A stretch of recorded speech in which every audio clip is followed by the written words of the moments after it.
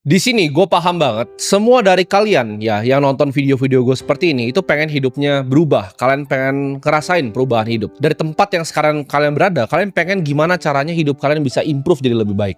Kalian tuh nggak pengen ya berdiam diri di tempat kalian sekarang. Makanya kalian cari video-video seperti ini untuk perubahan hidup kalian. Gue adalah orang yang sangat gemar untuk belajar dari yang namanya sejarah. Karena gue percaya, mungkin nggak selalu sama. Ya, tapi sejarah itu selalu berulang. Kita mulai dari zaman dulu, ya zaman dimana banyak raja dan banyak budak. Hidup raja seperti apa? Ya banyak cewek, dia punya influence, dia punya power, dia punya banyak uang. Budak itu ngapain ya jadi budak? Zaman dulu, kalau misalnya lu jadi seorang budak, itu sulit sekali untuk kalian naik kasta untuk bisa jadi royalty atau jadi raja. Hampir tidak mungkin. Karena dari garis darahnya sudah jadi budak. Ini ada perubahan ya di sekitar tahun 1960-an di Amerika. Di mana buruh pabrik kasarannya, dia bekerja keras bisa punya rumah, bisa punya mobil dan punya istri yang sayang sama dia. Itu 1960.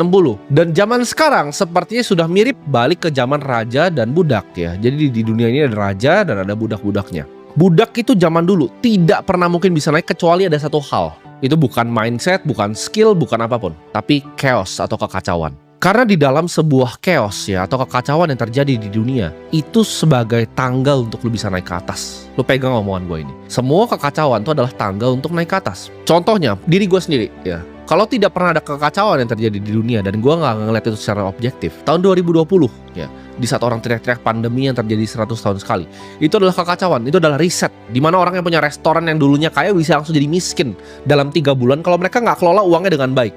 Dan banyak sekali terjadi loh. Restoran, toko retail tuh banyak sekali yang bangkrut dan tutup.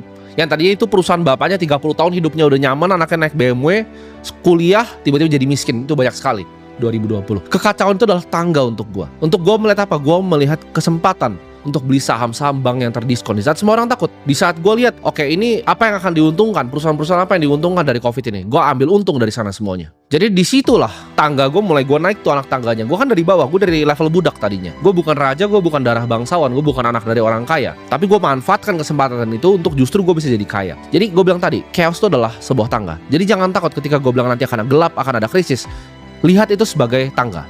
Gue kasih contoh di Eropa lama ya abad ke-14 ada wabah yang namanya Black Death di mana 30-60% populasi dari Eropa itu meninggal. Nah, apa yang terjadi setelah itu semua? Ada namanya labor shortage di mana orang itu tidak bisa lagi untuk bekerja. Jadi pekerjaan yang seharusnya dikerjakan oleh 100 orang sekarang dikerjakan oleh 30 orang. Dan uang yang tadinya didapatkan untuk 100 orang sisa 30 orang. 30 orang ini yang tadinya budak-budak ini, tadinya buruh-buruh ini dapat uang yang luar biasa banyak akhirnya. Dan mereka banyak yang naik kelas dari situ. Jadi zaman Black Death itu banyak yang mati tapi banyak yang naik kelas. Buruh-buruh yang bekerja keras di saat orang semua sakit. Mereka yang survive. Mereka yang nggak mau kontak sama orang lain, mereka yang isolasi dirinya itu selamat ya, dan itu mereka jadi orang-orang kaya selanjutnya. Kita lihat sama ya di abad 18 dan 19 di mana terjadinya revolusi industri yang luar biasa. Orang-orang yang tadinya buruh ya itu bisa berinovasi, mereka bisa dengan otak mereka menciptakan sesuatu di revolusi industri, menciptakan mesin kalau mereka pintar secara fisika, matematika. Mereka bisa menciptakan mesin yang membantu umat manusia. Inovasi ini yang tadinya dia buruh, dia pintar ya kan, dia dilahirkan dari keluarga buruh, dia sekolah yang baik, lalu dia bisa berinovasi, dia bikin paten dari inovasi dan dijadikan pabrik, dan apa yang terjadi? Naik kelas. Ya, 18-19. Ada kekacauan di dunia ini, perubahan revolusi industri, banyak sekali berantem, politik dan segala macam. Tangga. .com era, ya, tahun 1990 sampai tahun 2000.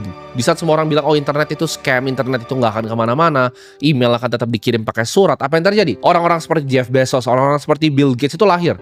Orang-orang seperti Larry Ellison yang bikin Oracle itu tadinya level buruh.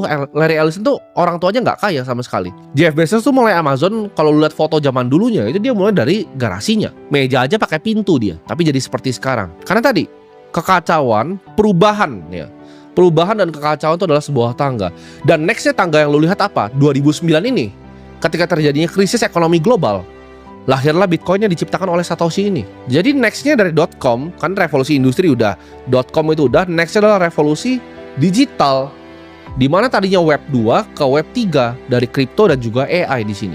Kalau lu nggak take part dalam disrupsi ini dalam 5 sampai ya mungkin 6 tahun ke depan, hidup lu akan ketinggalan berantakan. Jadi anggap 5 tahun ini yang gue sebut itu sebagai persiapan lu untuk naik kelas sosial. Karena udah nggak akan ada lagi waktunya. Percaya gue, tidak akan ada lagi waktunya. Ini cuma sekali dalam seumur hidup. Kesempatannya sekali seumur hidup. Kalau Bill Gates waktu itu bikin Microsoft, dia bikinnya sekarang nggak akan laku. Larry Ellison bikin database seperti Oracle sekarang, dia nggak akan laku. Amazon bikin seperti sekarang juga dia nggak akan laku. Itu cuma kesempatan sekali seumur hidup.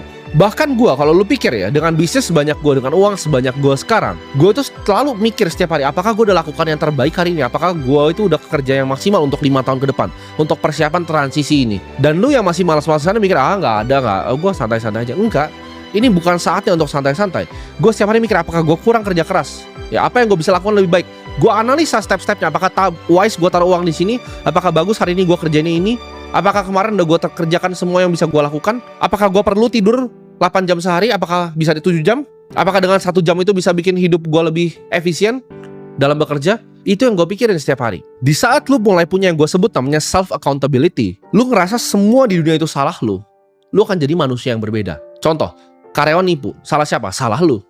Tapi kan dia yang nipu. Enggak, lu gak bikin SOP yang bagus, lu nggak punya HRD yang bagus, itu semua salah lu nggak punya sistem yang bagus. Kalau ujung-ujungnya dia nipu pun lu yang hire dia kan, lu yang mempekerjakan dia, itu